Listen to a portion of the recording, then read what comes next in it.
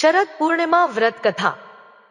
प्राचीन समय में किसी नगर में एक साहूकार रहता था। उसकी दो बेटियां थीं, जिनकी धर्म कर्म में काफी रुचि थी। अपनी इस रुचि के चलते वे दोनों पूरी श्रद्धा से शरद पूर्णिमा का व्रत किया करती थी। बस उन दोनों की आराधना में अंतर केवल इतना था कि बड़ी बहन अपना व्रत संपूर्ण करती थी और छोटी बहन व्रत को हमेशा अधूरा छोड़ देती थी। इस प्रकार कई वर्ष बीत गए और दोनों बहनों का विवाह हो गया। विवाह के पश्चात बड़ी बहन को एक सुंदर एवं स्वस्थ संतान की प्राप्ति हुई, वहीं छोटी बहन संतान सुख से अछूती रह गई। छोटी बहन को संतानें तो हुई, लेकिन सभी संतानें पैदा होते ही मृत्यु को प्राप्त हो जाती थी। इस प्रकार अपनी संतानों को खोने से मानो छोटी बहन पर दुखों का पहाड़ टूट पड़ा हो। उसे समझ ही नहीं आ रहा था कि उसे यह दुख क्यों भोगना पड़ रहा है। अपने इस प्रश्न के उत्तर की खोज में वह अपने पति के साथ एक ऋषि के पास पहुंच गई और उनसे बोली कि हे मुनिवर, मैंने ऐसा क्या पाप किया है जिसके कारण मैं इतने समय से संतान सुख से वंचित हूं। इस प्रश्न के उत्तर में ऋषि मुनि बोले, हे पुत्री, तुमने शरद पूर्णिमा का व्रत तो किया, लेकिन कभी उसे विधि विधान से पूर्ण नहीं किया और इसी के कारण तुम्हें यह कष्ट भोगने पड़ रहे हैं। इसके बाद छोटी बहन को अपनी गलती का एहसास हुआ और वह बोली, मुझसे जाने अनजाने में बहुत बड़ा पाप हो गया है। मुनिवर, आप कृपया कर मुझे इस भूल को सुधारने का कोई उपाय बताएं। मैं सदा इसके लिए आपकी आभारी रहूंगी। ऋषि मुनि को उस पर दया आ गई और उन्होंने छोटी बहन को विधि पूर्वक शरद पूर्णिमा का व्रत करने के लिए कहा और बताया कि इस व्रत के पुण्य फल से ही उसे अपने कष्टों से मुक्ति मिल सकती है। छोटी बहन ने आखिरकार शरद पूर्णिमा का व्रत विधि विधान से पूर्ण किया और इसके परिणाम स्वरूप उसे पुत्र रत्न की भी प्राप्ति हुई। लेकिन भाग्य का खेल देखिए, यह संतान भी ज्यादा दिनों तक जीवित नहीं रह पाई। अपनी इस संतान को भी मृत देखकर छोटी बहन के पांव तले जमीन खिसक गई। लेकिन इस बार उसे लगा कि शायद से उसकी बड़ी बहन के पुण्यफल उसके पुत्र के प्राण वापस लौटा दे, और ऐसा सोचकर उसने अपनी संतान को एक पटरे पर चादर से ढककर लिटा दिया और अपनी बड़ी बहन को घर पर बुला लिया। जब बड़ी बहन घर पर आई तो उसने अपनी दीदी से बोला कि आप इस पटरे पर बैठ जाओ। जैसे ही बड़ी बहन बैठने लगी, उसके पल्लू ने उस शिशु को स्पर्श किया और वह रोने लगा। उस नन्हे से शिशु को रोता देख बड़ी बहन क्रोधित हो गई और गुस्से में बोली, तुम यह मुझसे कैसा पाप करवाने जा रही थी? अगर इस बच्चे को कुछ हो जाता तो? यह सुनकर छोटी बहन बोली, अरे दीदी, यह तो पहले से ही मृत था, यह तो आपके भाग्य से जीवित हो गया है। आपने हमेशा शरद पूर्णिमा का व्रत विधि पूर्वक किया है और यह उसका ही फल है कि आपके पल्लू के स्पर्श मात्र से मेरी संतान जीवित हो गई है।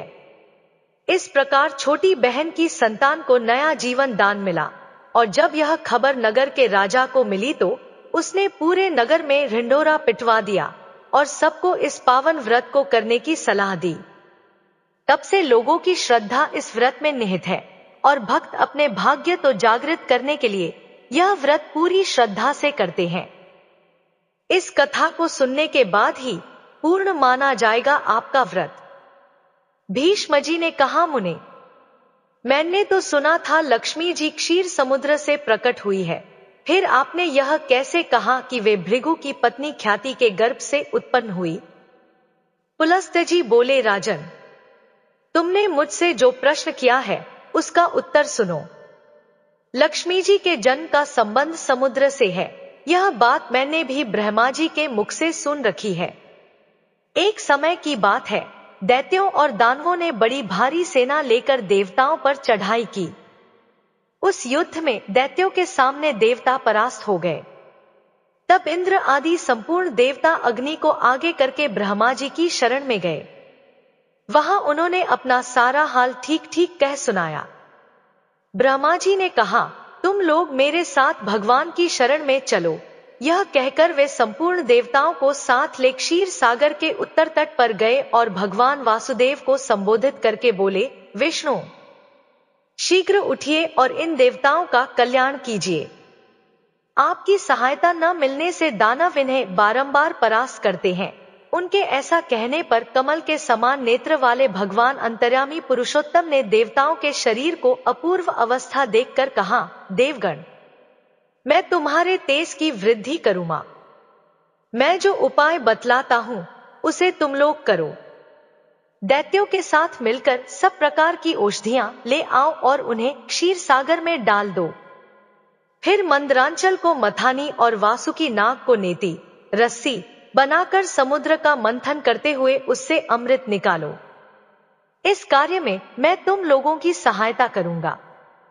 समुद्र का मंथन करने पर जो अमृत निकलेगा उसका पान करके तुम लोग बलवान और अमर हो जाओगे। देवाधिदेव भगवान के ऐसा कहने पर संपूर्ण देवता दैत्यों के साथ संधि करके अमृत निकालने के यत्न में लग गए।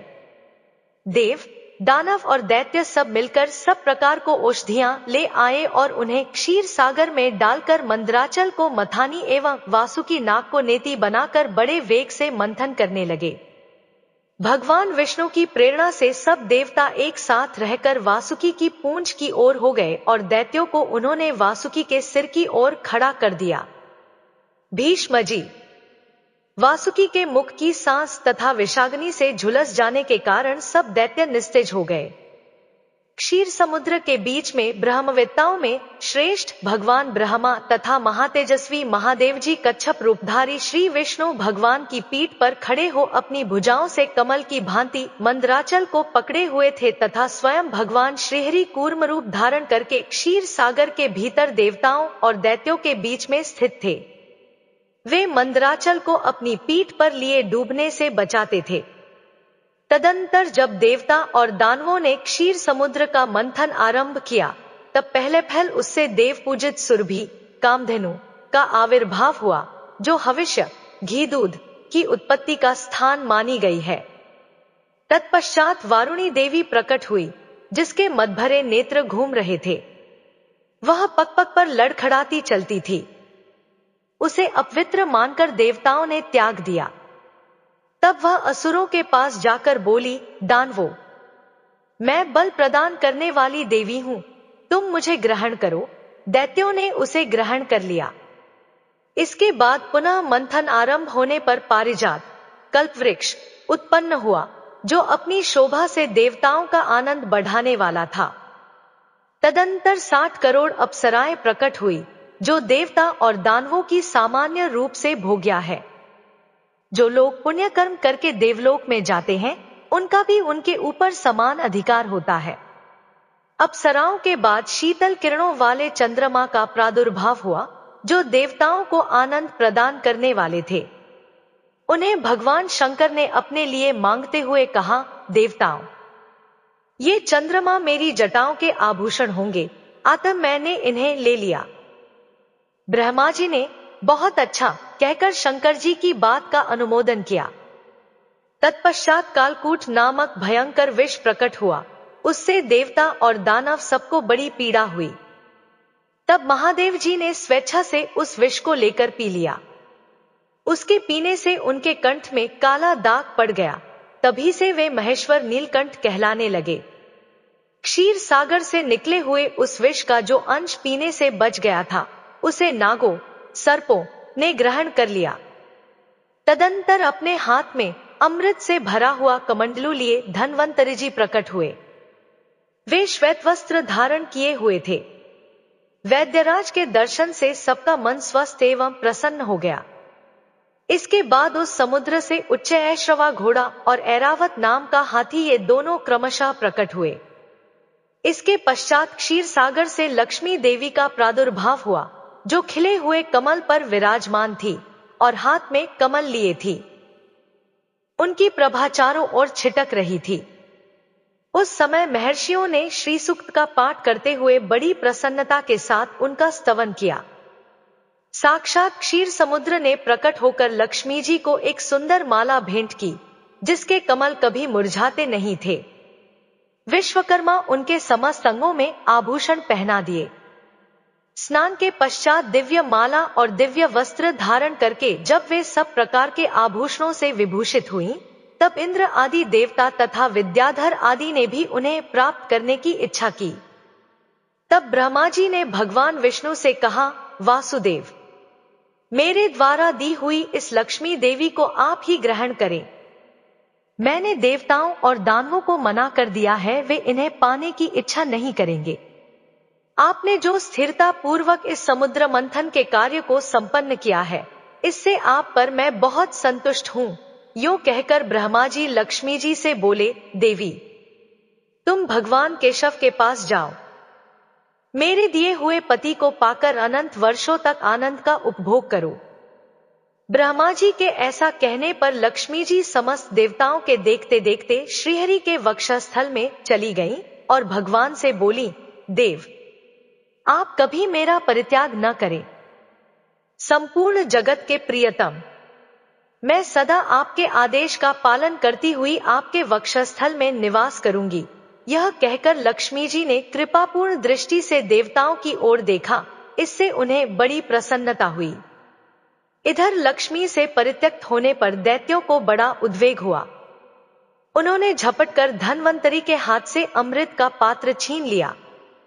तब विष्णु ने माया से सुंदर स्त्री का रूप धारण करके दैत्यों को लुभाया और उनके निकट जाकर कहा, यह अमृत का कमंडलू मुझे दे दो। उस त्रिभुवन सुंदरी रूपवती नारी को देखकर दैत्यों का चित्त काम के वशीभूत हो गया। उन्होंने चुपचाप वह अमृत उस सुंदरी के हाथ में दे दिया और स्वयं उसका मुंह ताकने लगे।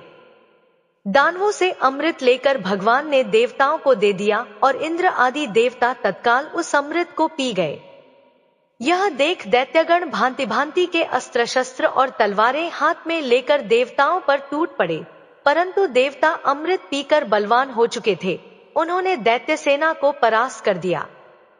देवताओं की मार पड़ने पर दैत्यों ने भागकर चारों दिशाओं की शरण ली और कितने ही पाताल में घुस गए।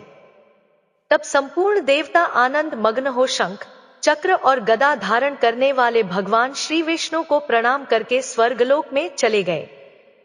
तब से सूर्यदेव की प्रभा स्वच्छ हो गई। वे अपने मार्ग से चलने लगे। भगवान अग्निदेव भी मनोहर दीप्ति से युक्त हो प्रज्वलित होने लगे तथा सब प्राणियों का मन धर्म में संलग्न रहने लगा। भगवान विष्णु से सुरक्षित होकर समस्त त्रिलोकी श्री संपन्न हो गई।